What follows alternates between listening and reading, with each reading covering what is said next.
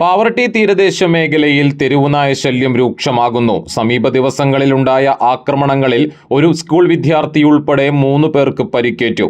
പാവറട്ടി പൈങ്കണ്ണിയൂർ കൂരിക്കാട് വൈശ്യം വീട്ടിൽ പുളിക്കൽ അക്ബറിന്റെ മകൻ 9 വയസ്സുള്ള ഫൈസാനാണ് കഴിഞ്ഞ ദിവസം തെരുവുനായയുടെ ആക്രമണത്തിൽ പരിക്കേറ്റത്.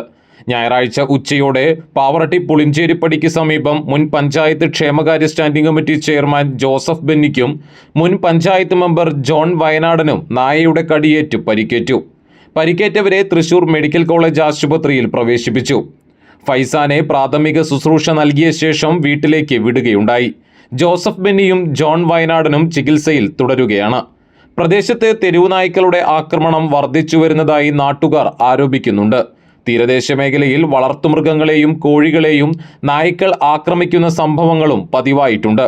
ഈ സാഹചര്യത്തിൽ ആക്രമണ സ്വഭാവമുള്ള തെരുവ് നായ്ക്കളെ നിയന്ത്രിക്കാൻ കർശന നിയമം കൊണ്ടുവരണമെന്ന് മുല്ലശ്ശേരി ബ്ലോക്ക് പഞ്ചായത്ത് വികസന standing committee chairman MK Anilkumar ആവശ്യപ്പെട്ടു.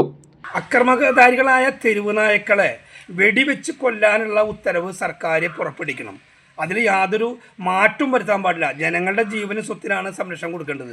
അപ്പോൾ അക്രമകാരികളായ തെരുവ് നായ്ക്കളെ വെടിവെച്ച് കൊല്ലാനുള്ള അനുമതി ത്രിതല പഞ്ചായത്തുകൾക്ക് കൈമാറാൻ അല്ലെങ്കിൽ അനുമതി കൊടുക്കാൻ മറ്റേ ഉത്തരവ് ഇടാൻ സർക്കാർ തയ്യാറാവണം. ബ്ലോക്ക് പഞ്ചായത്ത് അംഗം നസീമ ഹാരിസും വൈസ് പ്രസിഡന്റ് റംസിയ മുജീബും സ്ഥലത്തെത്തി സ്ഥിതിഗതികൾ വിലയിരുത്തി. പ്രദേശത്ത് തെരുവുനായ ശല്യത്തിനെതിരെ അടിയന്തര നടപടി സ്വീകരിക്കണമെന്ന ആവശ്യം ശക്തമാകുകയാണ്.